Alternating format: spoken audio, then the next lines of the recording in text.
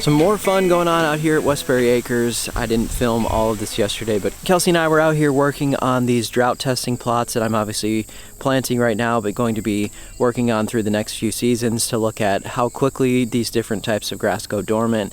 What do they look like about midsummer when we're in our worst type of heat and usually some dry conditions?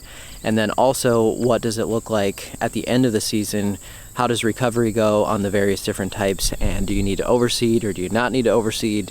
All that stuff. So that is the point of what I'm doing over here, and I'm looking forward to this because I think as we're going forward, we all know that water conservation is of the utmost importance when it comes to lawn care. So this is a really good spot for me to test all that stuff, look at different cultivars and see what's happening with those. So I have all the different grass types over here. Of course, bluegrass, ryegrass, fine fescue, tall fescue, and then I'm doing 2 monostands of tall fescue, just a couple of cultivars that I want to test on their own just to see how they do by themselves in the summer heat. So that's what I'm working on here. So the rest of this open field over here, I'm just waiting on a few different things. Of course, warm season testing will go on here, but that won't be planted until next spring, summer, early summer time frame. I have a large area here of some bluegrass testing that I want to do a monostand on, and I'm waiting for some possible dirt work to be done here. We need to dig up a couple things to get our water line in up to our house.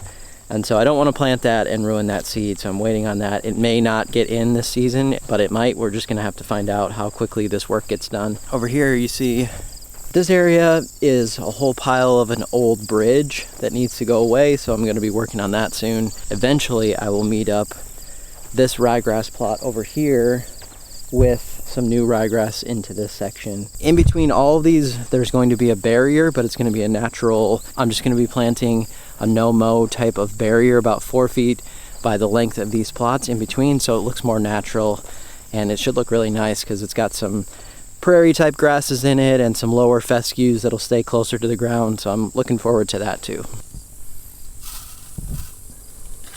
It's half an ounce.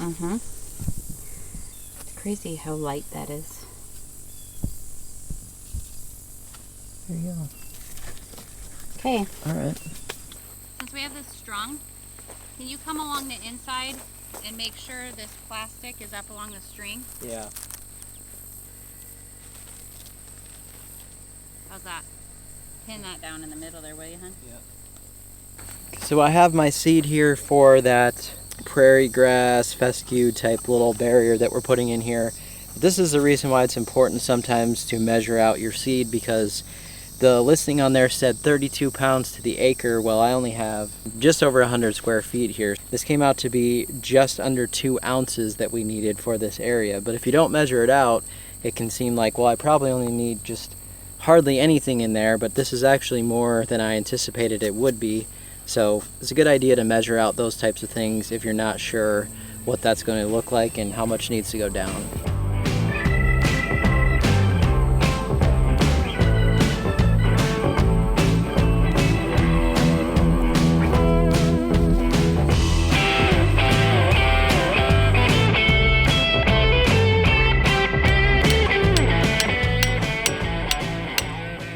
Well, I brought the, I thought we could back the truck up if we need to. Because that'd be easier to... Okay. Tiger. Trying to be Evel Knievel, or? Okay, now you're pretty low. That's good. So the micro clover is growing in really well. It might actually be growing like a weed, you might say. But That's cheesy. I'm gonna see if I could get Kelsey to laugh. So we decided though that this is gonna be a lot of deer food since we have plenty of deer out here. And we're going to try to attempt to put up some chicken wire fencing around this. Now, I know there's deer fencing, but if you've ever used that before, it is not fun to deal with. We're just going to attempt to try this instead and see how it works out for us. So this is gonna be a 6-foot fence. Obviously deer can jump over 6 feet, but hopefully they're not going to be running and jumping into a little tiny square like this. I'm just more worried about them coming over and having easy access to eat all of the clover here. So that's what we're doing.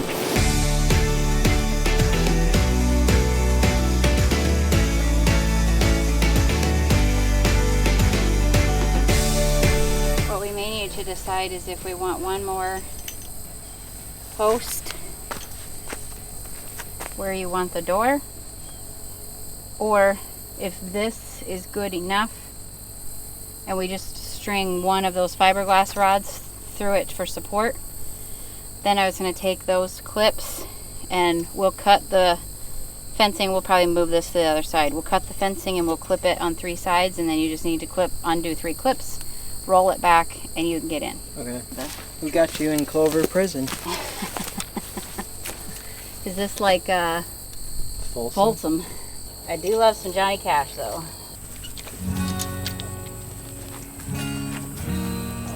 Okay. Well, I woke up this morning and I could tell there was that orange haze in the air again, so the smoke is back, and hopefully all of you out west, looks like most of this is going on in Idaho right now, but hopefully all of you out there are okay at this point. But yeah, today I have a couple things I need to get done before I go back out, and we look at the shade section and a couple things I need to get done before, crossing my fingers, there's supposed to be some rain coming this weekend.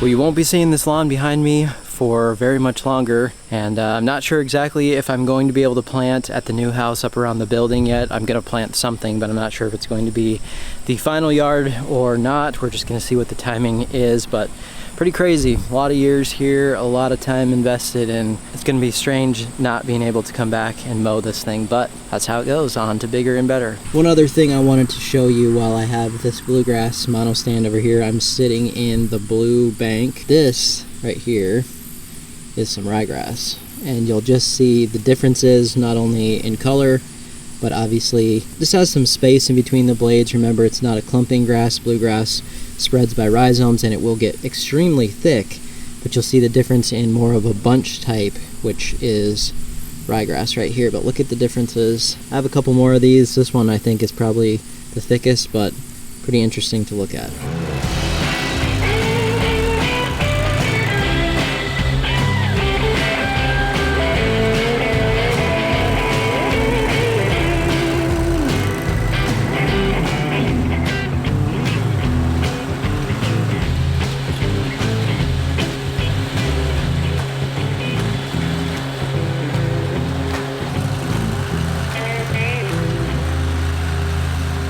Well, that's a time saver, there's no doubt about that. So maybe that's not going to be my forever zero-turn mower, I'm not really sure.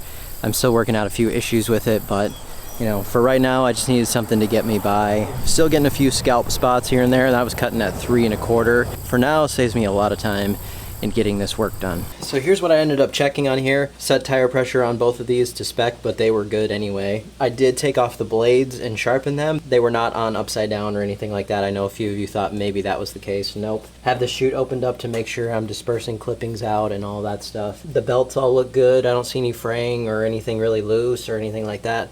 But I'm gonna be taking this in for service just to check on a couple different things since it's new to me, and I'll just see if they figure out anything.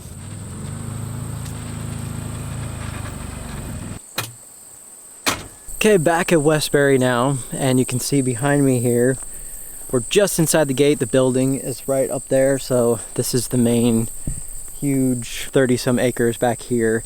But right here is an area where our path started and where Kelsey may decided to put a garden just back in here behind this little area, so we're still trying to decide exactly where the garden is going to go, but that's a possibility. When I did all that spraying, I decided to spray out this little section right here because it's really bumpy, and I came through with my power rake yesterday and smoothed this out. It's not absolutely perfect. I could have spent some more time on it, but a few passes through here I at least smoothed it out and it looks way better.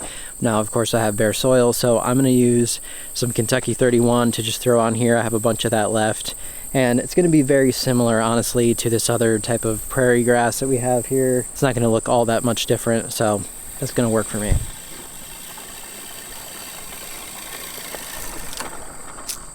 Hopefully you'll be able to see down the line here, but anywhere in this shaded spot that I seeded that tall fescue after that last rain that we got, it held on enough moisture down here just because it doesn't get full sun that I got really good germination throughout here. I'm excited about that because it's always a gamble whenever you're doing seeding and you're waiting for the rain to come and hopefully stay there long enough to get your seed going. This section, however, that's out in full sun, right here, you can see there is definitely some in there, but that's not as good of a start as all of that section over there in the shade. So I'll do a light overseed on this as well, and hopefully this next rain that we get will last for maybe a couple days of light rain. The other problem is that anywhere out in the full sun, it's been close to 90 again. That's really tough on the new seed that doesn't have any water on it constantly like I'm doing up on my plots. It can definitely be done. You have to be much more patient when you're just going off of the rainfall, but that's what I have down here, and you can definitely do it. You just have to be more strategic with your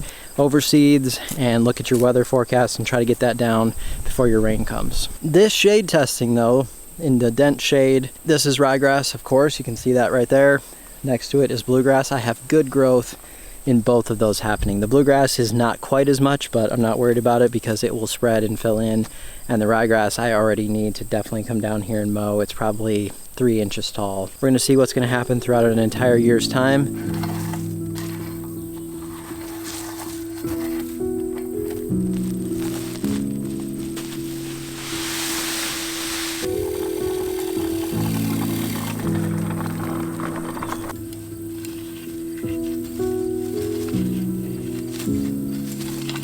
Also today I'm going to do my first application of fertilizer on this area and the shade spot down there since spring. So I've only had about 1/2 pound of nitrogen on this area this whole year and still looks really good. One of the things about fine fescue is that it's very low maintenance. It doesn't need a whole lot of fertilizer. It doesn't need a whole lot of anything. You just sort of let it be what it is. So maybe 1 pound to 1.5 pounds of nitrogen total for the season on this stuff. I just happen to have some turf builder on hand right now, so that's what I'm going to use today.